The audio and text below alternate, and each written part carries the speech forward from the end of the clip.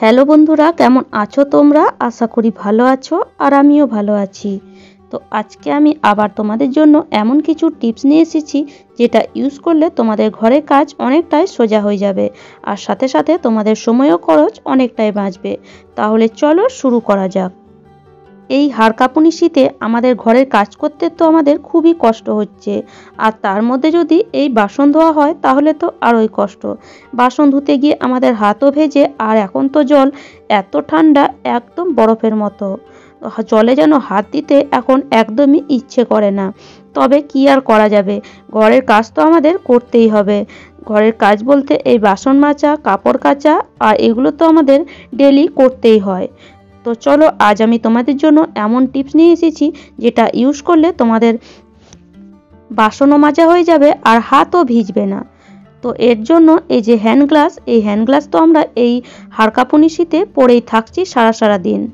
আর এই hand gloves বাসন ধোয়ার সময় কিন্তু একদমই খুলে দিও না।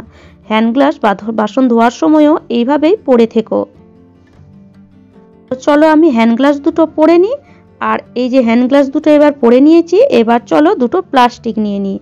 এই যে এই ধরনের প্লাস্টিক তো আমাদের সবার বাড়িতেই থাকে, আর এদিকে সেদিকে আমরা ফেলে রাখি বেকার ভেবে, কিন্তু এগুলো কখনোই বেকার ভেবো না। এই প্লাস্টিকই কিন্তু আমাদের এই শীতের মধ্যে একদম বন্ধুর মতো আমাদের সঙ্গে মিশে কাজ করবে। তো দু হাতে দুটো প্লাস্টিক এইভাবে পরে নাও, আর প্লাস্টিক যেন না খুলে যায় তার জন্য দুটো গার্ডার এইভাবে লাগিয়ে নাও।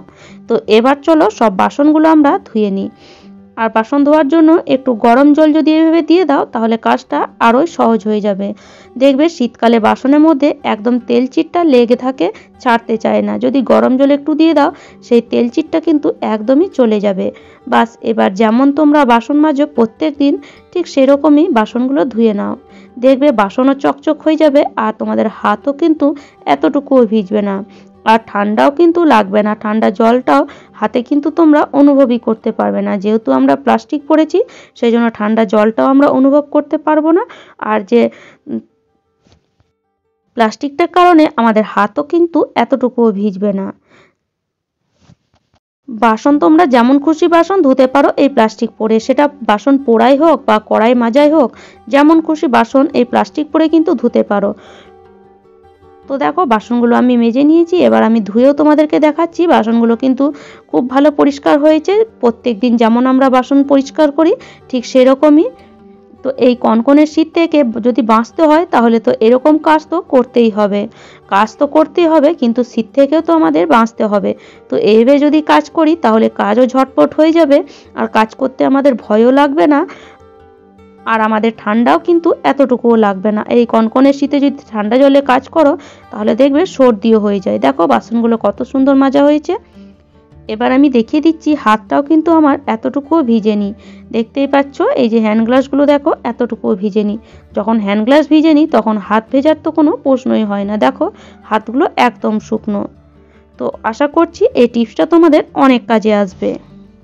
আর এই শীতের মধ্যে তো রান্নাও করতে হয়, আর সব থেকে বড় রান্নার মধ্যে হয় আটা মাখা। কেননা আটা মাখতে গিয়ে আমাদের সেই ঠান্ডা জলের মধ্যে হাত দিতে হয়, আর আটা মাখতে এই ঠান্ডার মধ্যে কিন্তু খুবই বিরক্ত লাগে। তো চলো আজ আমি এমন টিপস তোমাদের জন্য নিয়ে এসেছি, আটাও মাখা হয়ে যাবে আর হাতেরও প্রয়োজন পড়বে না। মানে বিনা হাত দিয়ে তোমরা আটাটা একদম হাতের মতনই মেখে নিতে পারবে। তো তার জন্য একটা নিয়ে নাও এই যে তেলের প্লাস্টিক। যে প্লাস্টিকগুলো তোমরা বেকার ভেবে ফেলে দাও সেই প্লাস্টিকগুলো নিয়ে নাও, আর এই প্লাস্টিকটাকে এইভাবে কেটে নিতে হবে। তো যে মুখটা দিয়ে তেলটা বের করেছো সেই মুখটা দিয়ে এইভাবে প্লাস্টিকটাকে কেটে নাও।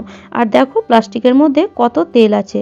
এই তেলটাও কিন্তু আমরা ফেলে দিই, কিন্তু এইভাবে যদি আটা মেখে নাও তাহলে তেলটাও কিন্তু ইউজ হয়ে যাবে।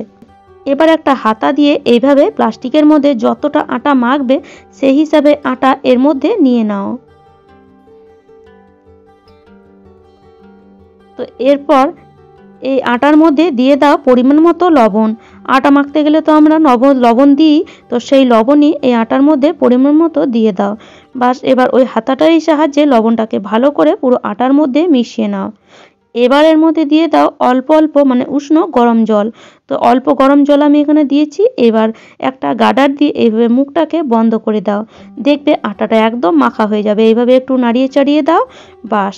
এবার নিয়ে নাও একটা চার্জার, যে চার্জার দিয়ে তোমরা মোবাইল চার্জ করো, সেই চার্জার তো বাড়িতে অনেক এদিক সেদিকে পড়ে থাকে, তো সেই চার্জারই একটা নিয়ে নাও।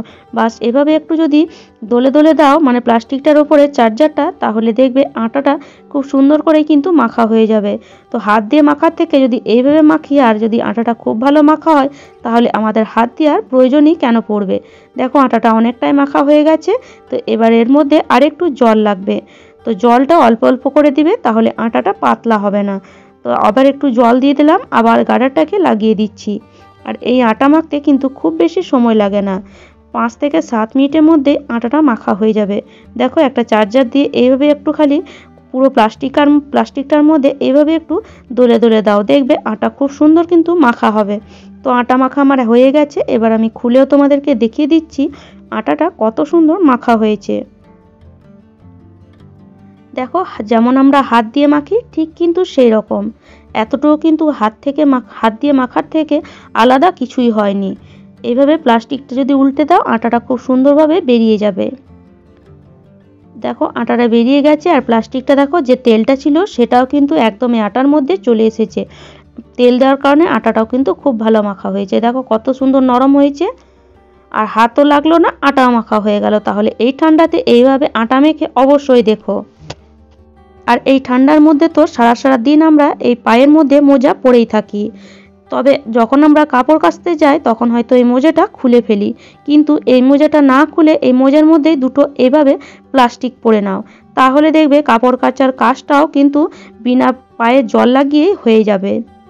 আর এই ঠান্ডার থেকে বাঁচতে গেলে যদি এইভাবে কাজ করতে হয়, তাহলে ক্ষতি কি, ঠান্ডাও লাগবে না আর কাজও আমাদের ঝটপট হয়ে যাবে। তো দেখো দুটো পায়ে এইভাবে দুটো প্লাস্টিক পরে, যেন প্লাস্টিকগুলো বেরিয়ে না যায় তার জন্য দুটো গার্ডার এইভাবে লাগিয়ে নাও। একটু বড় সাইজের প্লাস্টিক পরবে, তাহলে কাজটা মানে সহজ হবে। তো এইভাবে চলো প্লাস্টিক পরে নিয়েছি আমি। এবার চলো যাই বাথরুমে গিয়ে সব কাপড়গুলো কেচে নাও, পায়ে কিন্তু এতটুকুও জল লাগবে না।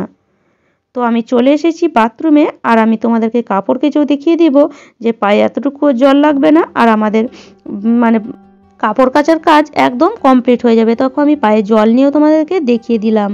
এবার চলো কিছু কেচেও তোমাদেরকে দেখিয়ে দিচ্ছি যে এইভাবে যদি কাজ করো তাহলে ঠান্ডাও লাগবে না, পায়ে জলও লাগবে না, আর কাপড় কাচাও হয়ে যাবে, মানে কাজও হয়ে যাবে আর ঠান্ডাও লাগবে না। আর যদি হাতে চাও প্লাস্টিক পরতে, হাতেও কিন্তু প্লাস্টিক পরে থাকতে পারো, ওই যে হ্যান্ড গ্লাভস পরে প্লাস্টিক পরে এভাবে কিন্তু কাপড়ও কাচতে পারো। তো দেখো এইভাবে কাপড় যদি কেচে নাও, তাহলে এতটুকুও কিন্তু পায়ে ঠান্ডা জল লাগছে না, আর কাজও কিন্তু ঝটপট হয়ে যাবে। এবার আমি প্লাস্টিকগুলো খুলেও তোমাদেরকে দেখিয়ে দিচ্ছি, মোজাটা কিন্তু এতটুকু ভিজেনি, দেখতেই পাচ্ছ মোজাটা একদম ড্রাই। তাহলে কাপড় কাচাও হয়ে গেল, আর আমাদের ঠান্ডাও লাগলো না, আর মোজাও ভিজলো না। তাহলে আশা করি সব টিপসগুলি আজকে তোমাদের ভালো লেগেছে। আর আমার টিপসগুলি যদি তোমাদের এতটুকুও ভালো লাগে, তাহলে অবশ্যই একটি লাইক করো, শেয়ার করো, আর আমাকে কমেন্ট করে অবশ্যই জানিও। আর যারা আমার চ্যানেলে নতুন বন্ধু হয়েছো, তারা প্লিজ চ্যানেলটিকে সাবস্ক্রাইব করো। তাহলে চলো আজ এই পর্যন্তই, ভালো থেকো, সুস্থ থেকো, ধন্যবাদ।